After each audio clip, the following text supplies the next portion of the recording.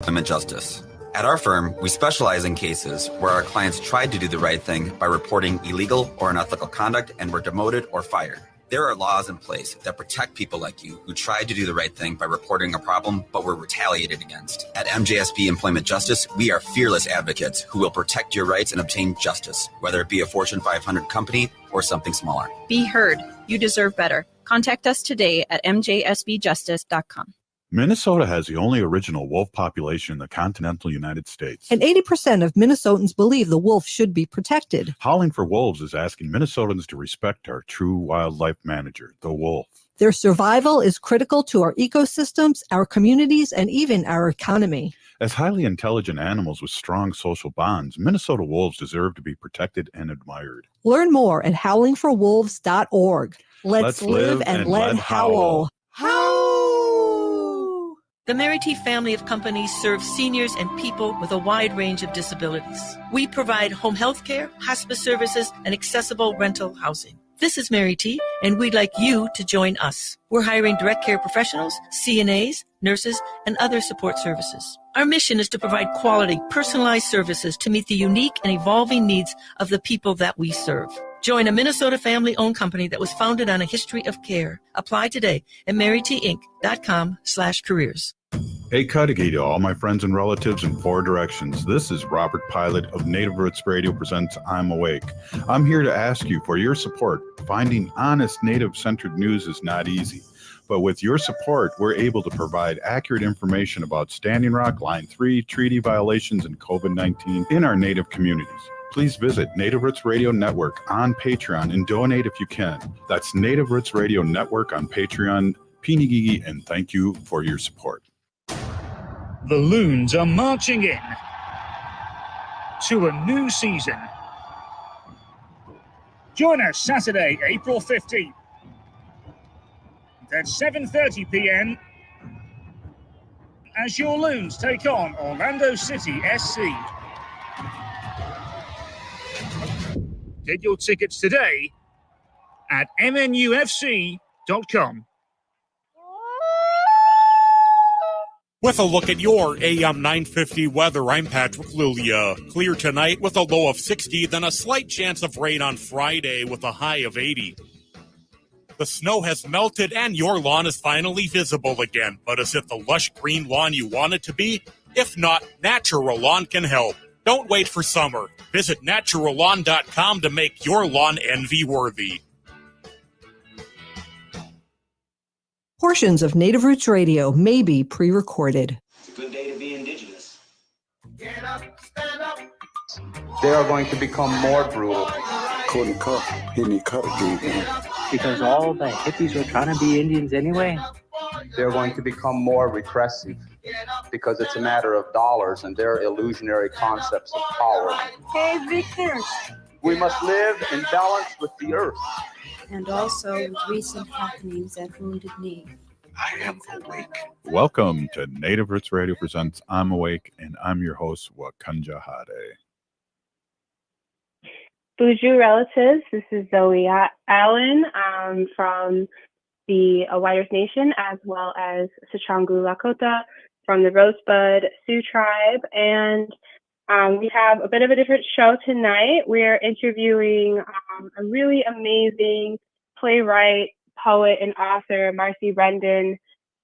Robert is off at the Capitol tonight with Wendy, doing some really important advocacy work for on behalf of our wolf population in Minnesota. So please enjoy the interview we'll be playing in the next, for the rest of the show. But for right now, I just thought I would give you guys some context on who Marcie Rendon is. She's a really important person in our community, and also just a really, I've known Marcie since I was a little, and she's gone from writing plays to now being a published author of 3 murder mystery books, which are really rising to become some bestsellers, at least in Minnesota, and I think even nationally. And I believe that her book series is even on the Oprah Winfrey book list. And I asked her about that in the interview, and she has a really funny story about how that came to be. And so for our relatives that don't know her work, Marcie Rendon, and she's from the Whiters Nation. She has 3 books out that are all murder mysteries that all surround around one character, Cash Blackbear, and her special gifts she has in being able to help solve crimes that usually pertain to missing and murdered Indigenous relatives. And a lot of the story was informed. It is not Marcie's story, but she knows the Red River Valley and the location where the book is set so well that it's really beautiful to read her stories because they're just so land-based. And I think as an Indigenous writer, that is the way she does that is really unique. So if you haven't checked her books out, the first one is called Murder on the Red River. And I'm actually reading that one right now, and it's definitely a page turner. And then the second one is Girl Gone Missing, and her most recent one, which actually just came out in 2022, is Sinister Graves, which is really exciting that she's been able to turn this into a very successful series. And actually right now Marcie's up north with my mother doing an artist residency. So it sounds like it's been going really well. She's been touring some of the libraries and working with youth, doing some like group poetry work and just getting Indigenous youth excited about writing and poetry, which is really important because our young ones, they definitely need tools to help, share their voices on a larger platform. But for the time being, I would really love to read one of Marcie's poems. I think it's definitely one of my favorites. And it was also turned into a play actually. But it's called What's an Indian Woman to Do? And so this is, I guess I'll let it just speak for itself. So here we go.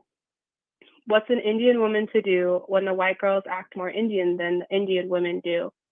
My tongue trips over Tunkashala, mumbles around the word Bitakie Wasin. My Ojibwe's been corrected by a blonde U of M undergrad. What is an Indian woman to do? Much to my ex-husband's dismay, I never learned the humble, spiritual, native woman stance. Legs tight, arms close, head bowed, 3 paces behind. My mother worked and fought with men, strode across fields, 100-pound potato sacks on shoulders broad as any man. The most traditional thing my grandfather taught me was to put jibik on a cue stick to win a game of pool. So I never learned the finer Indian art. So many white women have become adept at sometimes I go to powwows, seeing them selling wares.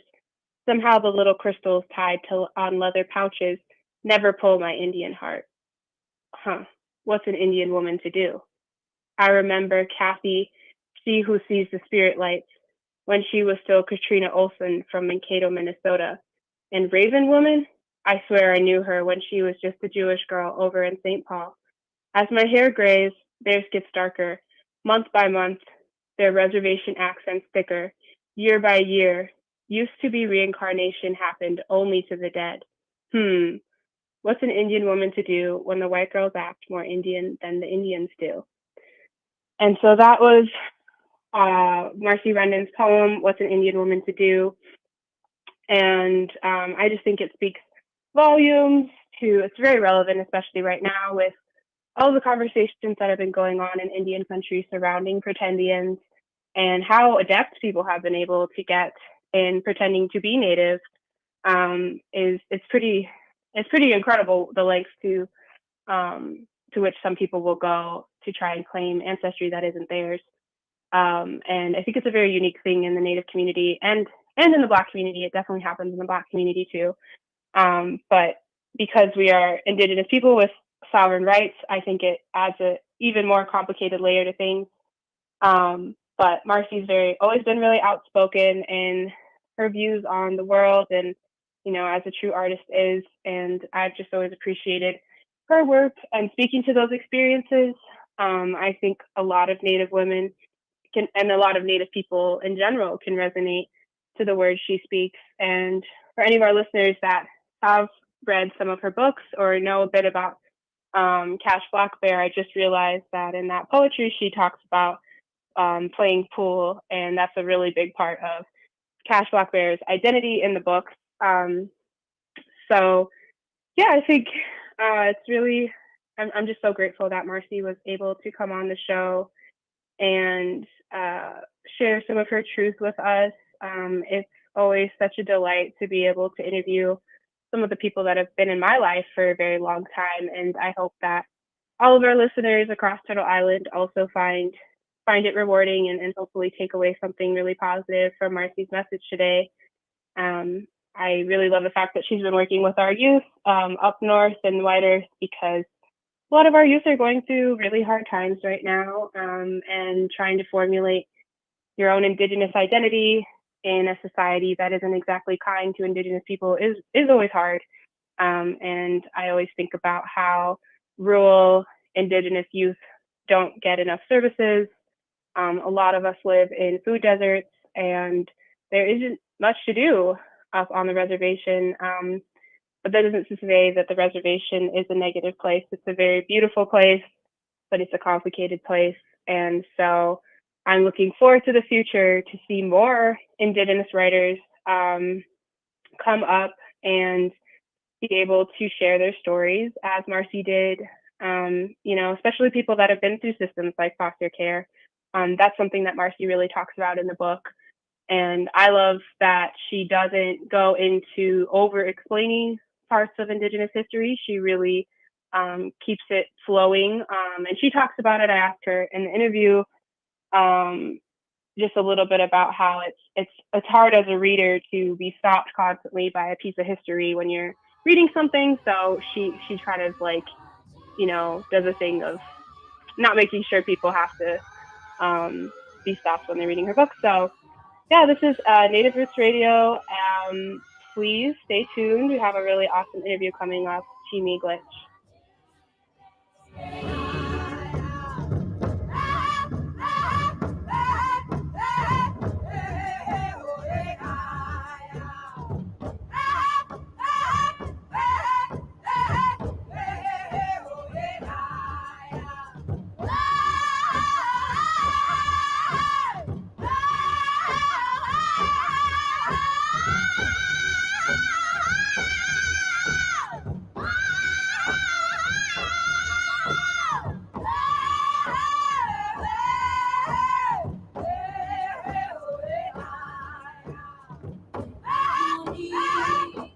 A lot has changed since 2020. Metro Transit wants to hear from you to help build a network that best serves the Metro's needs for the next 5 years. Help us grow the right way as more resources, like more drivers, become available. Learn more, fill out an online survey, and find out about upcoming meetings in your neighborhood at metrotransit.org/network-now. metrotransit.org/network-now.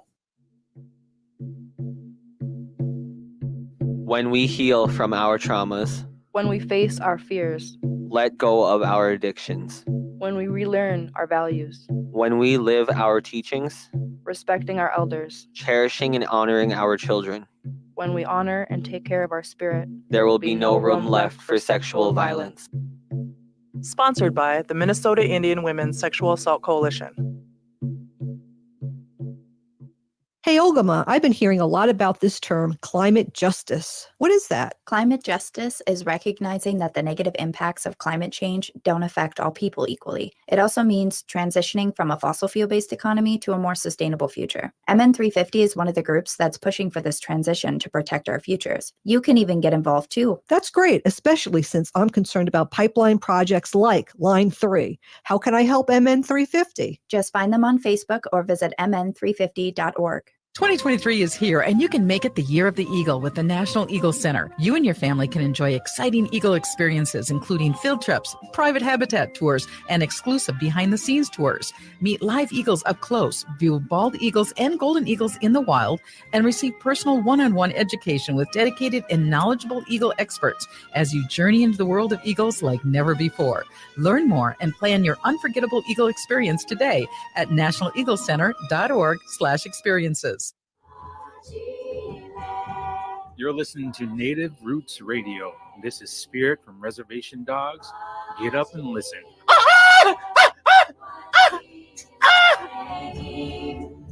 Welcome back to Native Roots Radio presents I'm Awake, and this is Robert Pilot.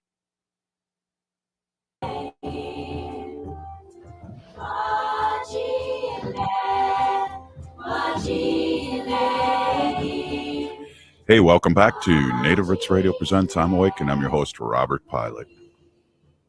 This portion of the show is brought to you by MN350, a grassroots organization fighting for climate justice. Well, we have a really special guest here today, and really, I'm going to hand it over to Zoe to start this interview and get moving on it, and I won't get in the way. Zoe Allen, take it away. Bonjour, relatives. We have a really special broadcast today. We'll be talking to a wonderful relative, Marcie Rendon.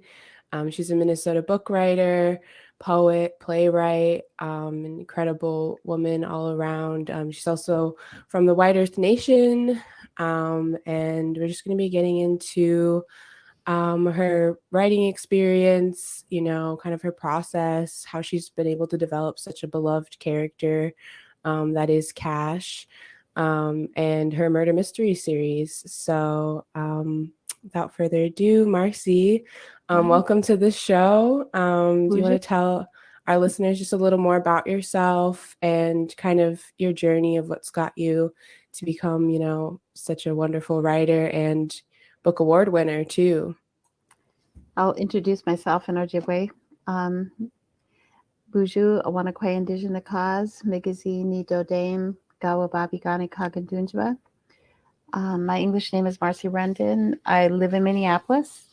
I'm originally from the White Earth Nation, and I've been writing my whole life since I learned how to write, but it's only been since the last 20, 30 years that I've actually like really submitted all of my work for publication, everything from poetry to plays to now the crime novels. And I think that I've always been interested in crime novels because that's what I read. And so I really wanted to break into that genre and just write really good crime novels that people would just like pick up and stay up all night reading. And so, I mean, that's how the Cash Blackbear series started. And apparently people love Cash Blackbear, which is great.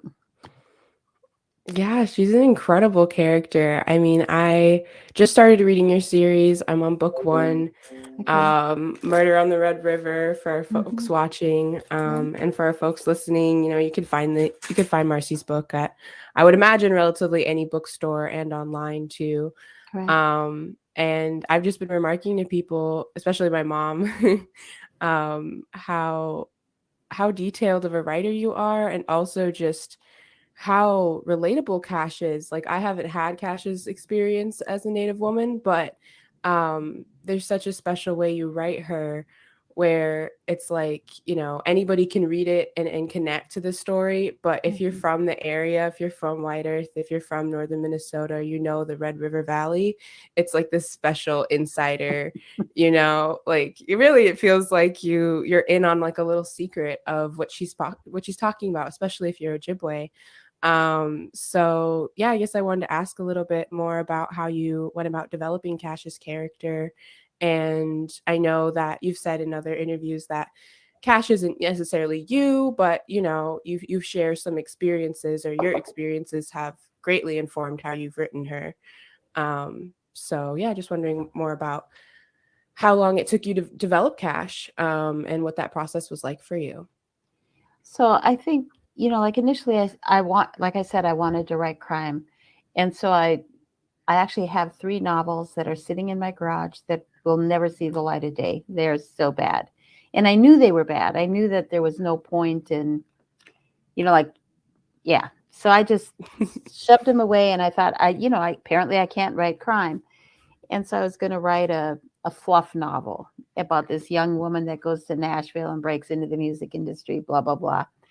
And as I was trying to write that, it's sort of like Cash just sort of like showed up like, no, no, no. And this whole other story came out.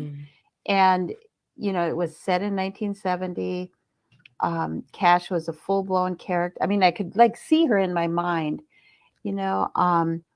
And as long as I wrote this story that was sort of like coming about Cash, I could tell that it was working. And that actually is the first book that you held up there, Murder on the Red River.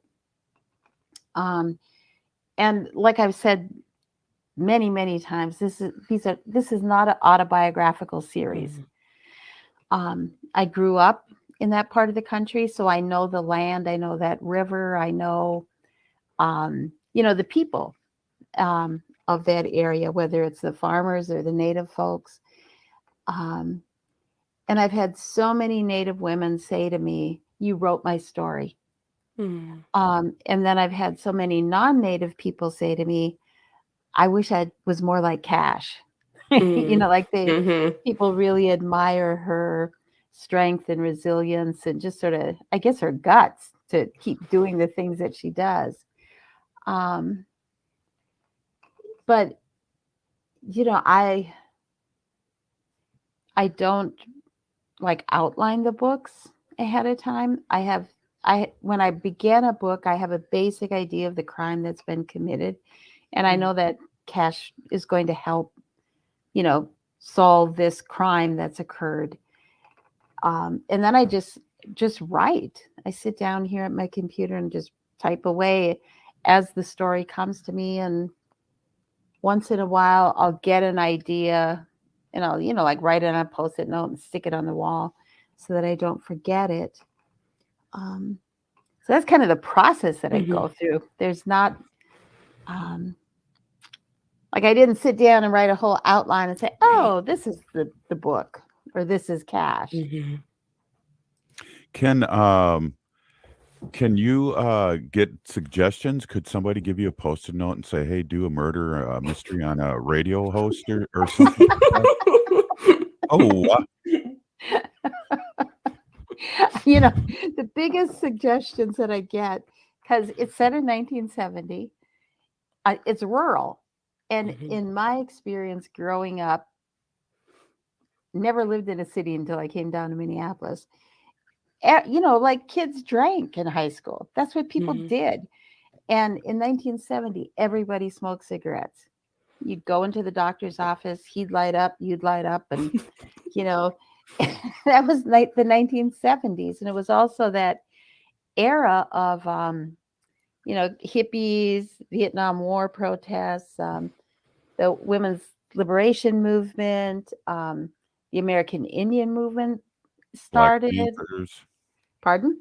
Black Panthers. Black Panthers, the civil rights movement. So there was a lot happening during that time.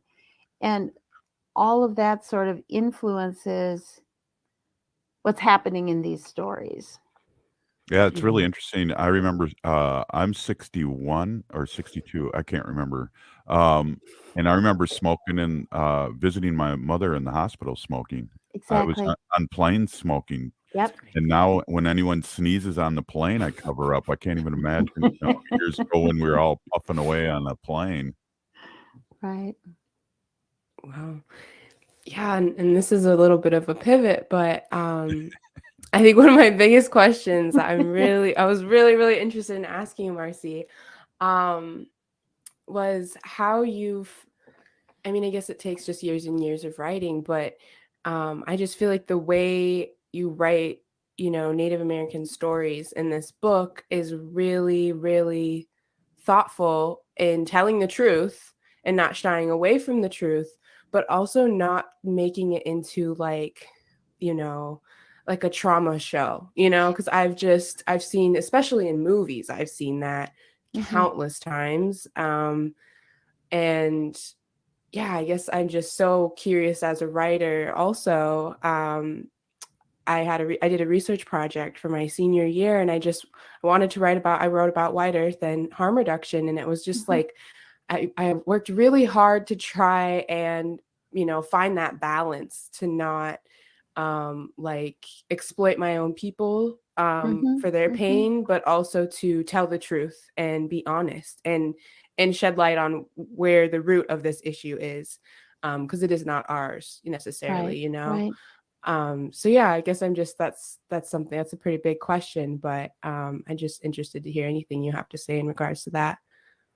So my goal in writing really was to, because like I read crime, like you name a crime author, I've probably read their books. It's like other people watch Netflix, I read crime.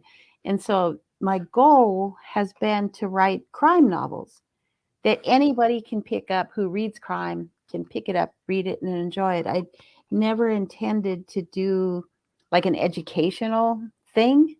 Mm-hmm. And when you're writing, like I really think that as a writer, you have to write from your heart. You have to write from your soul.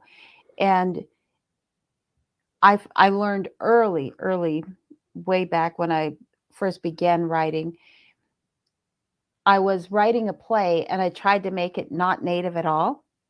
Like I thought anybody can play this, any gender can play this, any person of any ethnicity can play this.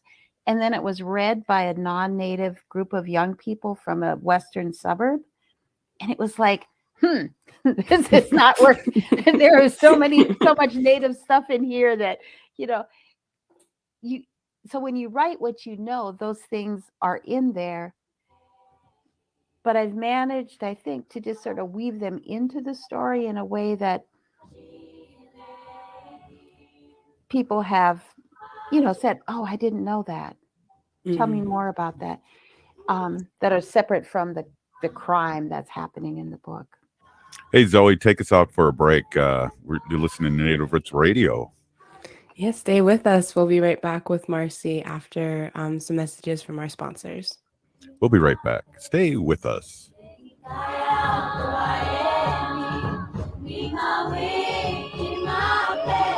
J&S Bean Factory is a Native-owned, community-supported, cozy, artsy coffee shop which offers roasted on-site beans, live music, and baked goods. Relax in the beautiful outside patio. City Pages writes, voted top 10 coffee shops. Tucked into a quiet corner of St. Paul's Highland Park neighborhood, this coffee shop roasts beans on-site from the best coffee-growing countries in the world.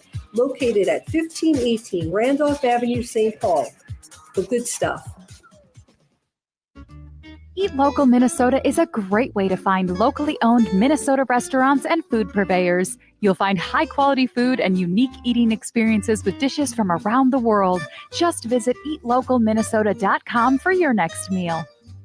Crooner Supper Club invites you to Maggie's Lounge, an exciting new bar lounge. It's open Wednesdays through Sundays beginning at 4:30 for cocktails and light fare. And you don't need a ticket to enjoy the great atmosphere of Maggie's. So stop by Crooner Supper Club off Moore Lake and Highway 65 for dinner, drinks, and live music from both big-name local and national artists.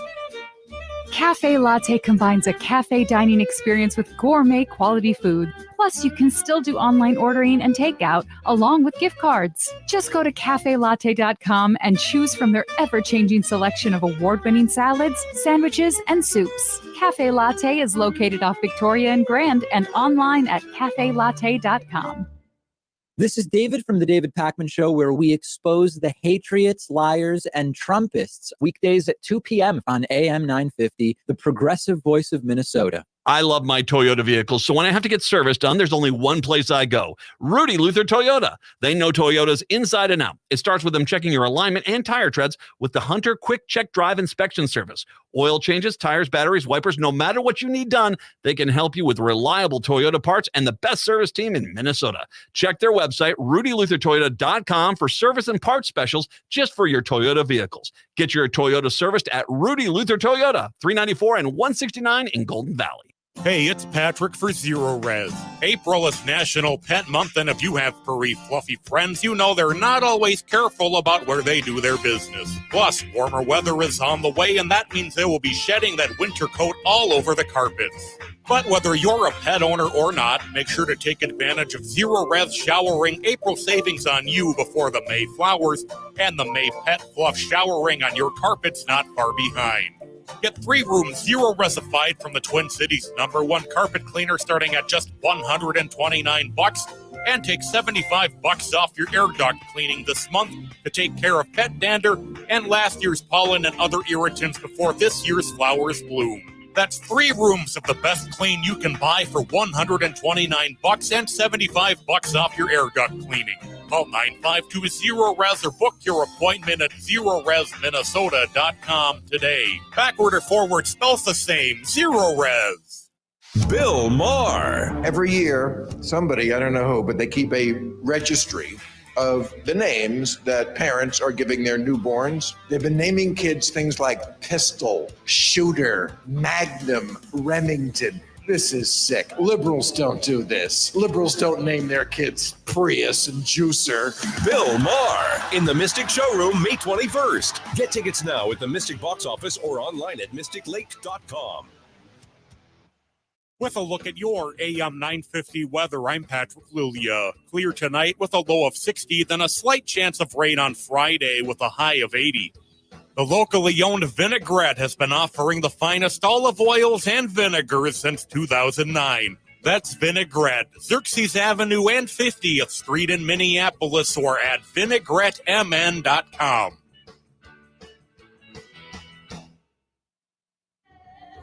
Bijou. I am Oshawashko Gijig. I'm from Red Lake Nation, and you're listening to Native Roots Radio. Welcome back to Native Roots Radio presents I'm Awake.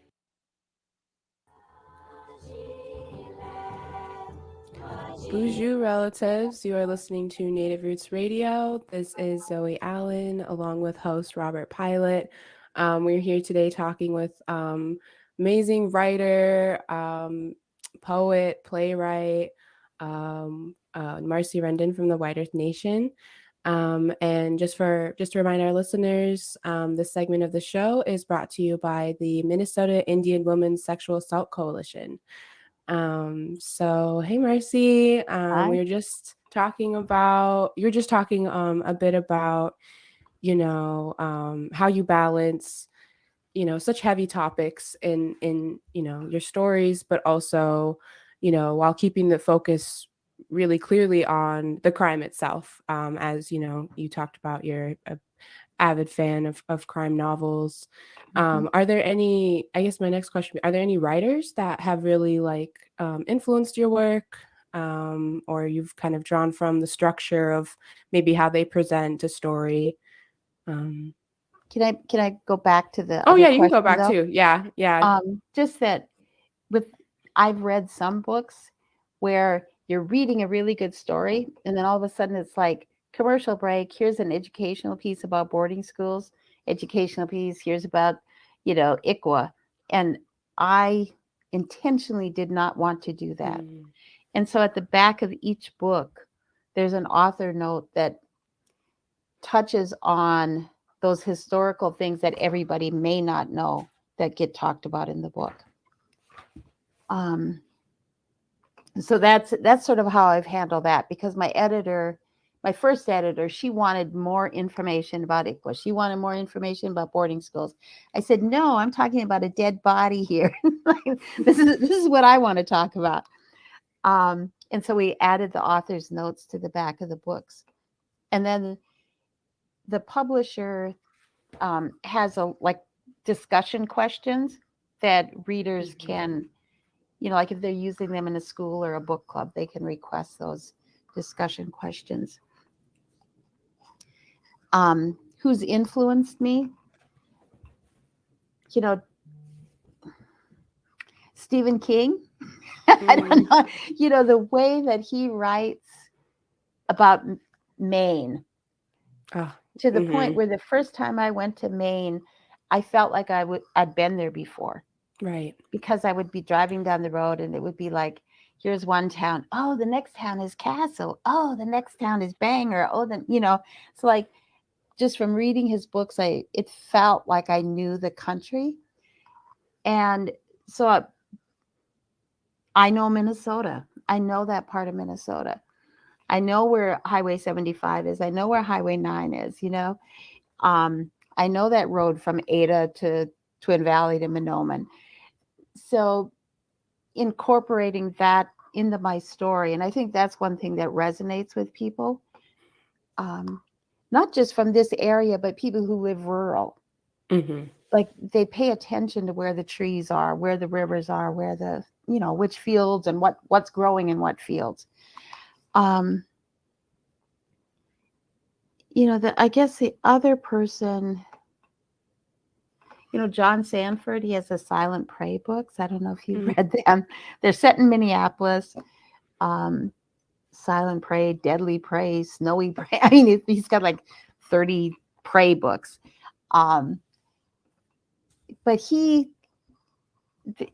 they're set in Minnesota. And so I knew that it was possible.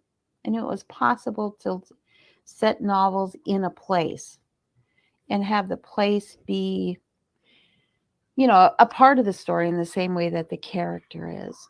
Mm-hmm. Yeah. Those are the two that I think of.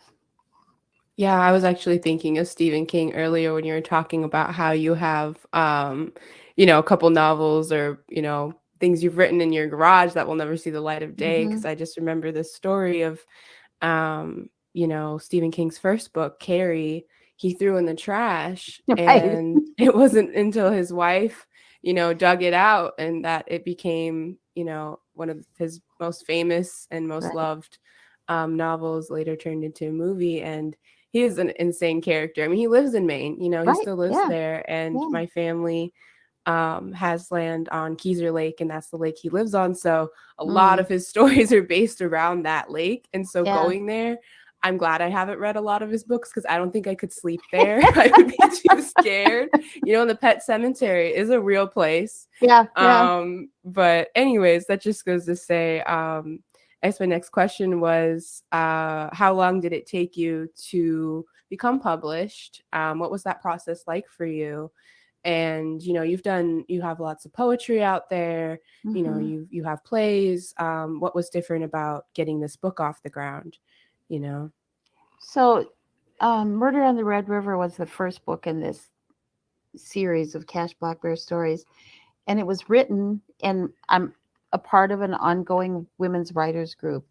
And they were like, this is it. This is going to sell. This is your book, Marcie. And I sent it out to publishers. I sent it out to agents. It was 5 years of rejections. And I think that at that point, when I was submitting, the two top authors, native authors out there were Louise Erdrich and Sherman Alexie. And crime novels just didn't fit, And then the other group were the romance novels, with the half-naked guy on the cover, and this wasn't it either, Right. And so I just, rejection. Debbie Reese, who does the blog American Indians in Children Literature, she's a friend of mine, and I was talking to her, and I said, I'm giving up. I've been trying for 5 years to find a publisher for this. And she's the one that suggested that I try Cinco Puntos, which was my first publisher of the Cash Blackbear books. And I sent them the manuscript, they picked it up. And, so that's how it all started. But it was 5 years of rejection. And I was ready to just give it up. Wow. Hey, Marcie, can you tell our listening audience how we can, do you have a website or somewhere they can land in our Facebook? Do you have anything where they could head to and get a lot of this information we're talking about? I have a website that's just marcierendon.com. I'm on Facebook, Marcie Rendon author, Twitter, Instagram. I mean, the publishing world tells you that you have to be on all of this social media platforms to sell books. So if people just Google Marcie Rendon, they'll find me, find the information. The books here in the Twin Cities, like Zoe said earlier, on just about any bookstore. I've done readings in every bookstore, I think, in the cities.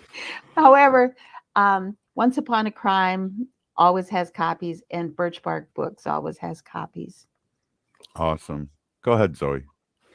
Yeah, I guess I don't know if we have enough time. Maybe if we have to break another again. Okay. I just wanted to ask about the story I read about you trying to get your book out into the world, Marcie. I read something about how you were able to get it on the Oprah book list. Crazy story. I would love for you to share Well, that I don't with our know if it's true or listeners. not. But it's still a good story. I don't know. I just think it's insane. The running club, the Native Women's Running Club up in Duluth, they had a whole big spread with Oprah. And I said to them, "Did you guys should give her my book?" They're like, "No, we never thought of it." And this was a conversation happening on Facebook. And my friend Lee, who is a singer in New York, she said, "Well, I'm going to be singing on the Oprah show. Get me a book and I'll give it to her." And so I mailed her a copy of the book, with a note inside of it. And then Lee wrote me back, and she's a beautiful, beautiful, wonderful singer. She wrote me back and she said, "Nobody can get near Oprah. You just can't." So I didn't have the opportunity to hand her the book. She said, "But I gave it to the cleaning lady and asked her to put it on her dressing table." And so that happened. Now, and then it came out on this 31 Native authors recommended by Oprah. Mm-hmm. And that's the only way that I can think that she would have seen that book. So that's the story. Wow. Wow. I just think that's so incredible. And also just so hopeful because I think about up and coming writers or young people that are starting to get into the writing world and to see themselves in women like you doing it and getting the credit and the platform that you deserve for so many years of hard work. So I know we have to break in a little bit, but if there's one thing you could say to, up and coming writers, if you had one piece of advice, I guess, what would it be? For people to keep writing and to submit. You have to, people are so tender and so afraid of getting rejected, but really you have to risk that rejection. And for me, it was that 5 years of just no. But I just kept, but I had these women behind me saying, "Go for it. This, somebody's going to get it, somebody." And so you have to keep writing and you have to keep submitting, and you submit all over the place. I'm submitting short stories. I'm submitting poetry. I'm submitting plays. I'm submitting novels, children's books. I have a children's book right now that's been rejected by 9 publishers. It's like, but I know it's a good one. Mm-hmm. Hey, why don't we take a quick break and do another segment? This is really going very well, and I really appreciate Marcie here. And go ahead, Zoe, take us out of this hour, and we'll come back. All right, you're listening to Native Roots Radio. This is Zoe Allen. We're with Marcie Rendon, and stay with us. We'll have more from her after the break. Stay with us. Native Roots Radio presents I'm Awake.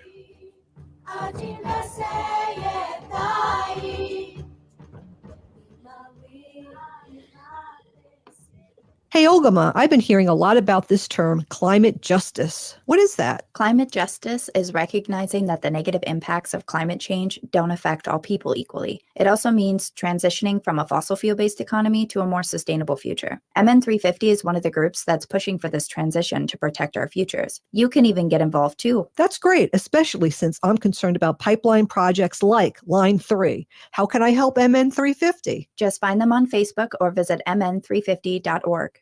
A lot has changed since 2020. Metro Transit wants to hear from you to help build a network that best serves the Metro's needs for the next 5 years. Help us grow the right way as more resources, like more drivers, become available. Learn more, fill out an online survey, and find out about upcoming meetings in your neighborhood at metrotransit.org/network-now. metrotransit.org/network-now. J&S Bean Factory is a native-owned, community-supported, cozy, artsy coffee shop which offers roasted on-site beans, live music, and baked goods. Relax in the beautiful outside patio. City Pages writes, voted top 10 coffee shops. Tucked into a quiet corner of St. Paul's Highland Park neighborhood, this coffee shop roasts beans on site from the best coffee growing countries in the world. Located at 1518 Randolph Avenue, St. Paul. The good stuff. Minnesota has the only original wolf population in the continental United States. And 80% of Minnesotans believe the wolf should be protected. Howling for Wolves is asking Minnesotans to respect our true wildlife manager, the wolf. Their survival is critical to our ecosystems, our communities, and even our economy. As highly intelligent animals with strong social bonds, Minnesota wolves deserve to be protected and admired. Learn more at howlingforwolves.org. Let's live and let howl. Howl!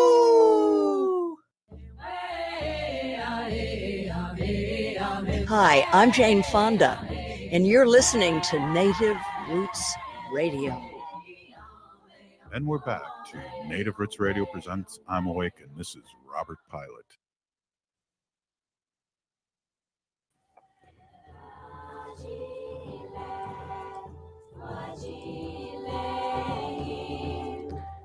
Bonjour, relatives. This portion of the show is brought to you by Howling for Wolves, protecting wolves for future generations. There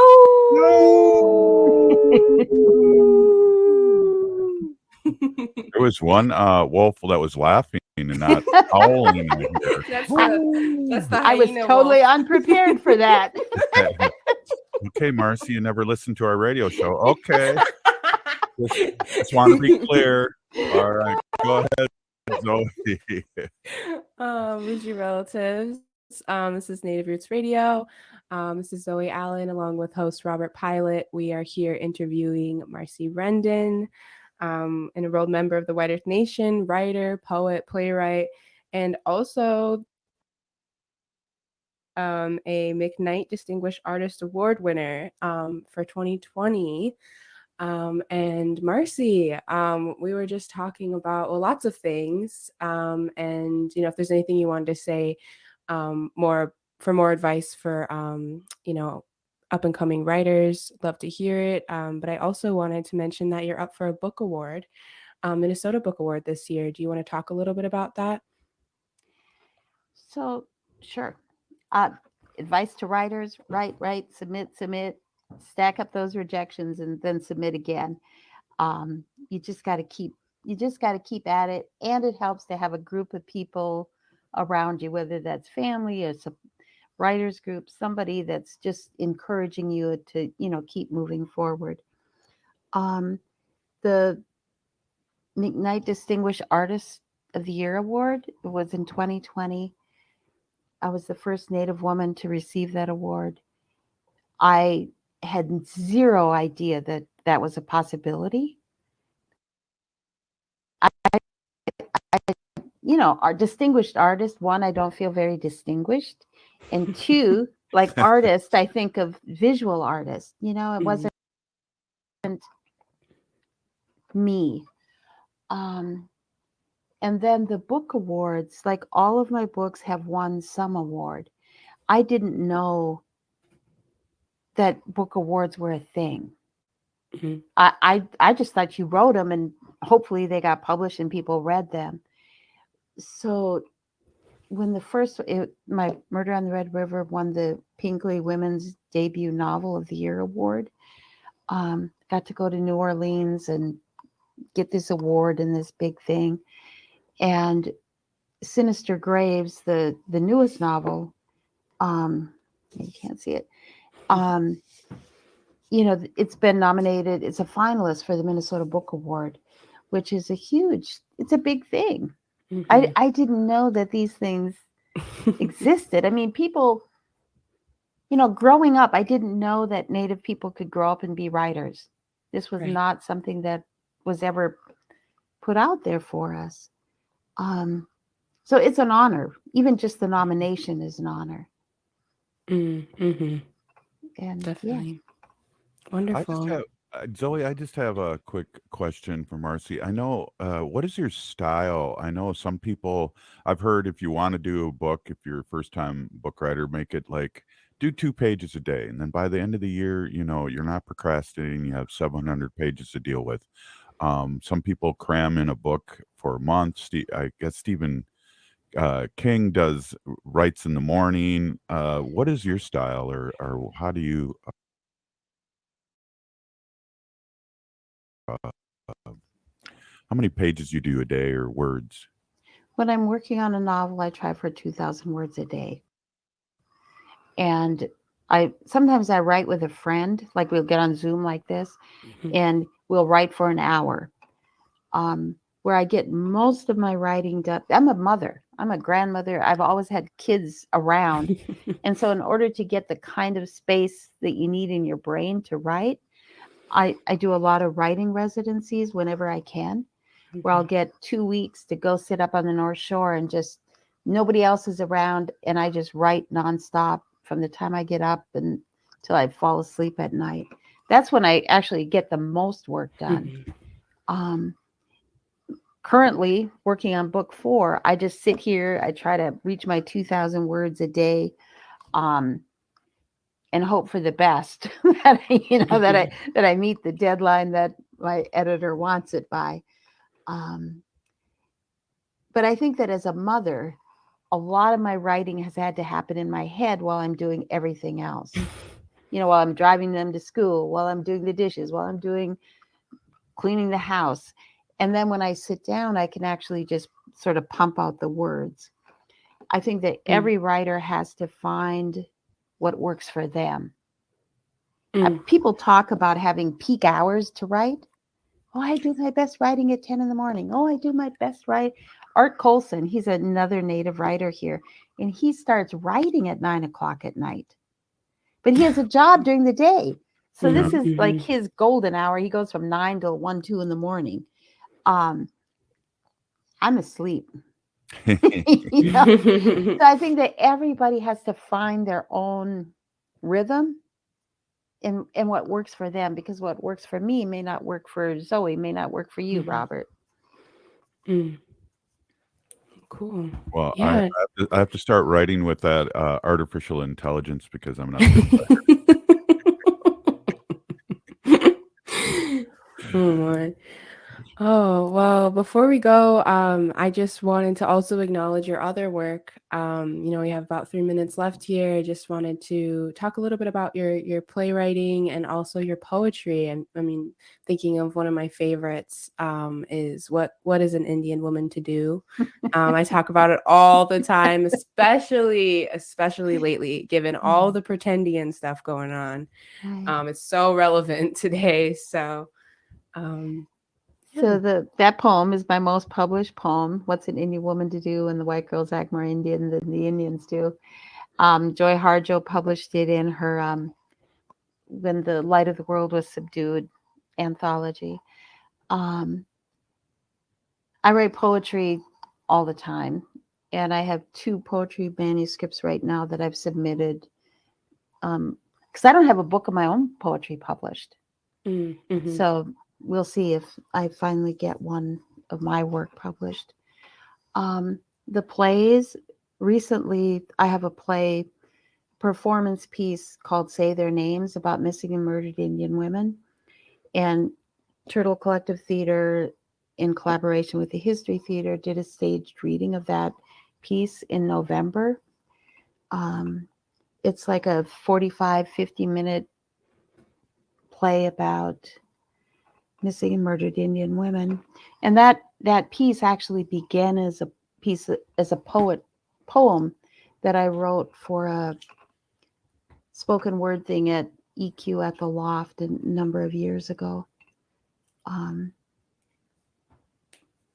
At that time, the database for missing and murdered Indian women in Canada was 90 pages long.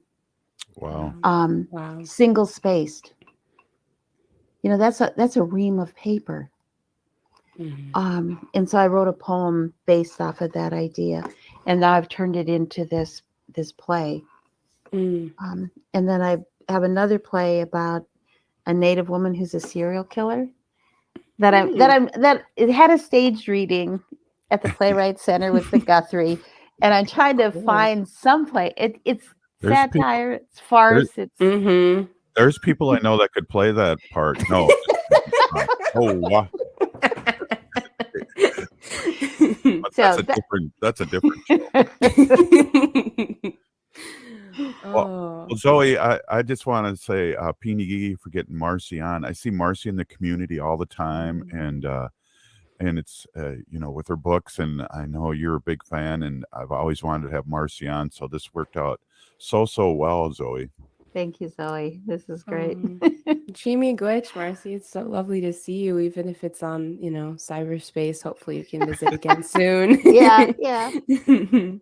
Well, cool, and I want to thank Zoe too, and Marcie. What a great show! You've been listening to Native Roots Radio presents I'm Awake. One last time on your website and how we can get your books, Marcie. Just Google Marcie Rendon and I'll pop up somewhere. And the books are either at Birch Bark Books or Once Upon a Crime or just about any bookstore that you want to in the cities. Well, again, Peony Gigi for being on. I just want to end the show. The ground on which we stand on is sacred ground. It is the blood of our ancestors. We need to resist, divest, join a group, or run for office. You've been listening to Native Roots Radio presents I'm Awake. We're still here. We are the 7th generation. Free Leonard Peltier now.